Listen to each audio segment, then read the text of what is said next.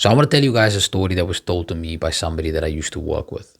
And the story was about her sister and how her sister ended up becoming a lawyer.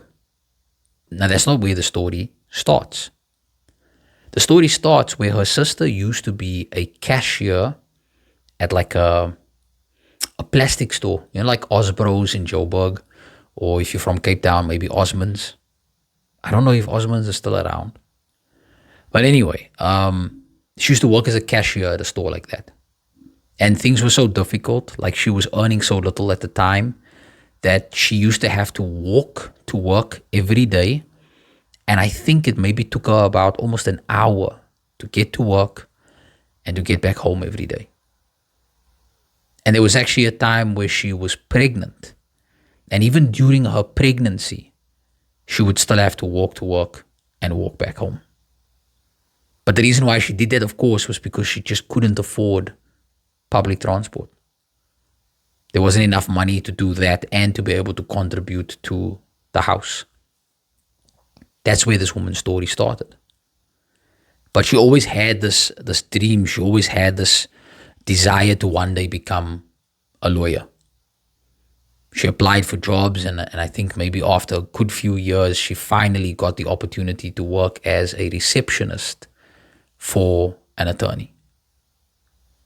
And while she was working there and she was learning and gaining experience, she decided, okay, right, let me start the course. And it took her several years, like really a good couple of years, maybe more than just, the 4 or 5 years that we are used to when we talk about getting a degree. But nevertheless, after all of that, I remember the day that the woman that I was working with was a good friend of mine, who is a good friend of mine. I remember the day that she told me, I'm so excited. My sister is finally qualified. My sister is finally a lawyer. And I remember she would give me little updates every now and then about how her sister's life was changing. The things that she now had access to, the things that she could now afford to do for herself and for her family. And it really gave me so much inspiration and motivation to continue doing what I was doing and what I'm still doing now. Because right now I'm still studying. Mind you, her sister at the time, I think, was already in her maybe 30s or 40s. I'm guessing in her 40s when she was studying this. And it was in that stage of her life that she ended up graduating. And here I am in my 30s and I'm studying right now, and I don't know, I'm asking myself, is it still worth studying in 2025? And is it still worth studying at this stage of my life? And I think that there's probably a lot of people who are sitting with the same feelings and the same questions. Now, there are a couple of reasons why people are afraid or are doubting whether it's worth studying at this stage or not. One, for example, the most common one these days is AI. AI is changing things so fast. The kind of content and the videos that you see coming out that's completely AI generated is insane. It's not going to take very long before it's really going to be indistinguishable. Right now, you can still tell. But at the same time, we also are afraid that it's going to start massively taking over entire industries, and that's going to leave us without job opportunities. So what's the point of having a degree when ChatGPT is going to be able to do everything and anything without us? At least that's what we think. And I feel like it is a valid fear because we don't know what the future holds. But it's changing so rapidly that we are being left behind like there's no tomorrow. And if you live in a country like South Africa, job security, job opportunities are so difficult to find. We've had protests in the last couple of months of qualified doctors protesting on the streets saying that there's no jobs for them. They're sitting at home. Plus, you also have so many people now making money in very untraditional ways. Content creators, forex traders. Hey, there's enough of those in South Africa, yo. And then there's the cryptos and, freelancers, whatever it is. And those are amazing opportunities to tap into if you know what you are doing and you have what it takes to stick out the very difficult ride that it takes to actually see it succeed. I mean, you're watching this video right now because that's exactly what I'm trying to do. Aside from my job and aside from my studies, I'm creating content because I'm hoping that at some point I am going to be able to generate an income from this. And so for these reasons and others, there are a lot of people who feel like formal education just isn't necessary anymore. Then, of course, there's the narrative, which I see very often in the comment section of my TikTok videos. People are saying things like, because of the colonial ties to academics, people don't want to be part of it. Because it teaches you to think in a way that supports the systems that benefit and continue to perpetuate capitalism, imperialism, inequality, all valid points. And if, like me, you come from a working class and you've lived through some real struggles in your life, you can't help but asking, like, at the end of all of this, I'm going to put 3 years, 4 years into this. Am I actually going to get a job after this? Am I actually going to earn a better living when I have this degree? So I understand all of these questions, and these are very valid fears. But here's my argument. From somebody who has lived their entire life up until this point without a proper formal qualification. I mean, I've done many courses. I did a financial management course, a couple of years ago, like 2015. I also have my TEFL certification. But the majority of my life, I've spent working in jobs that didn't really need any of my qualifications, any of the certifications that I needed. And they were often dead-end jobs that just left me miserable, unhappy, frustrated, stressed out, and to be honest with you, constantly living in fear. Because I knew that if anything happened, if anything went wrong, there was nothing that I would be able to do. I had no savings. I had no backup. I had nobody that I could go to ask for help if something bad happened. There was no insurance. There were no people who were qualified that I could go to and ask for assistance or for opportunities that I had in my circle. And I remember what it was like to go into the grocery stores and have to count on my calculator while I walk down the aisles how much it's going to cost for me to buy the things that I'm putting together, because I needed to make sure that before I get to the till, it's not going to be more than the 200 or 300 rand that I have left in my account, because I don't want to be embarrassed when it gets declined. I loved that life for a very, very long time. I jumped from one job to the next because I was looking for a job that was going to pay me more than 10,000 rand a month. Chasing that, can you imagine? And it was only much later on in my life when I learned that the majority of South Africans, 75% of South Africans, go home with less than 6,000 rand a month. That was my cycle. And I tried things like trading, and I tried things like, network marketing. I tried it. Herbalife, I did it. And in my mind, every one of those things that I tried out was going to make me rich instantly. Instantly. Because that were the stories that I heard all the time. I remember when I went to go and sit down for the first time to have a discussion about Herbalife, somebody said to me, it's a story about this one guy who in 6 months, he started making 100,000 rand a month. My eyes went, whew. Because you come from circle, man, and you are sick and tired of it.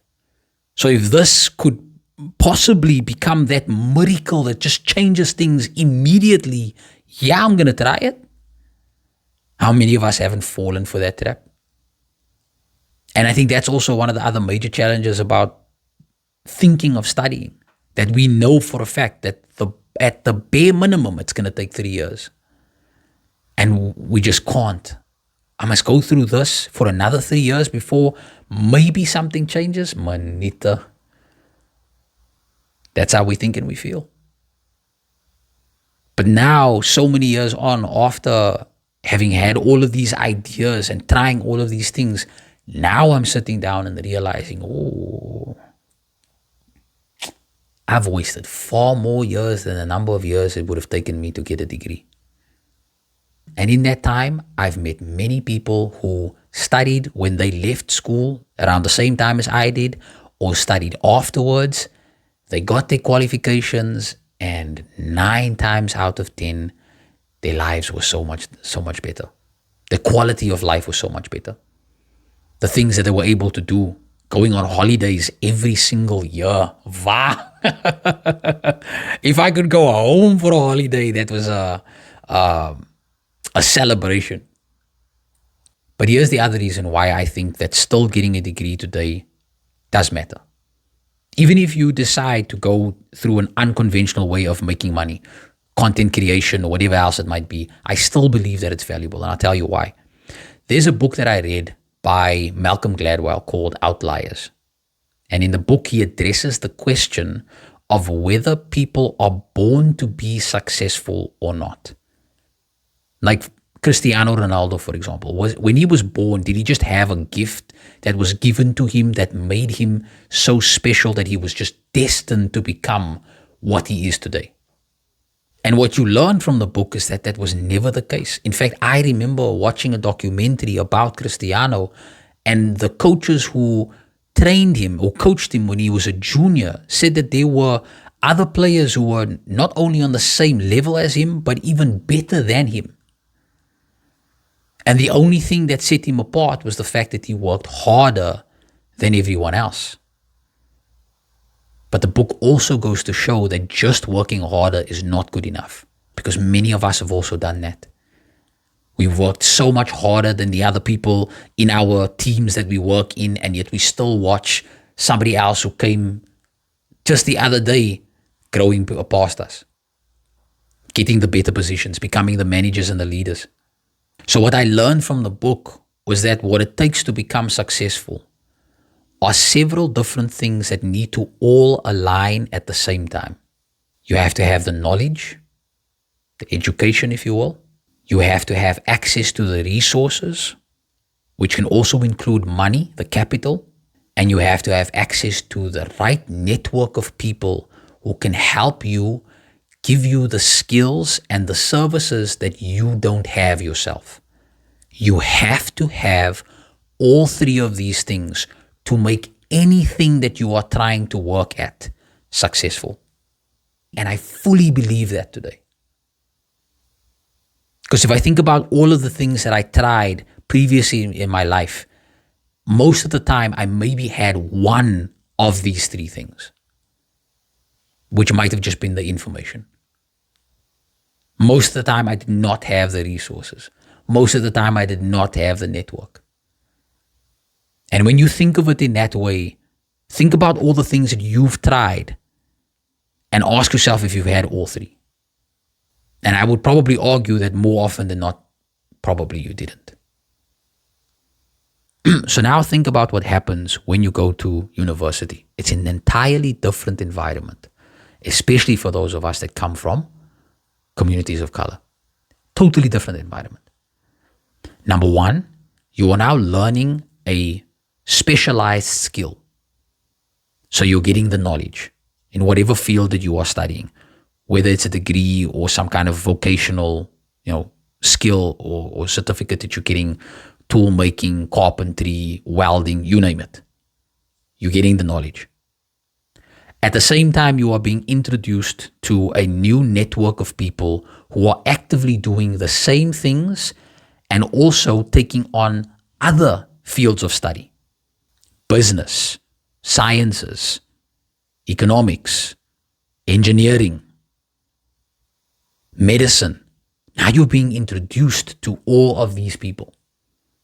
You start growing your network, and you're growing a network of people who are getting somewhere. And lastly, once you have this qualification, and because you have this network, you also start finding ways to access resources that you previously would never have had access to. Funding opportunities, jobs that pay you much higher than what the average person without a qualification earns. It's a reality, people. Please just accept and understand that. With a degree, you are bound to earn so much more. There was a study in Australia that I did not too long ago that found that even people who graduated in their 30s and got a degree, after they studied, the average person would earn 36,000 Rand more a year than they earned before they had the qualification. So now you start getting access to the resources. You can now afford to buy the things that you need to start something of your own. You have this network of people around you. You have the credentials and the reputation of somebody who's qualified. Now when you start aligning all of those things together, all of a sudden, magic just happens. Things become successful almost instantly. So this is why I'm making this video. Number one, to still motivate myself. And number two, to maybe try to encourage somebody else who's sitting back at home and you are questioning this. And I'll leave you with this last note. Even if it's a possibility that AI will just take control in the future, even if it's a possibility that I might not get a good job after I get my degree, even if all of that is possible, the reality is if I do absolutely nothing, nothing is ever going to change. My life is going to stay exactly where it is now. And I would die such an unhappy man if I allowed that myself, because I just didn't choose to do anything. On the flip side, if I choose to keep going, if I choose to keep working and developing and improving, I have no idea what opportunities will present themselves, but something will change. Something will give in. And who knows, maybe just one day I'll come back to this video and I'll say, you see? You see how things changed? Doing nothing is not going to change anything. But doing something and sticking to it, you never know where you might end up.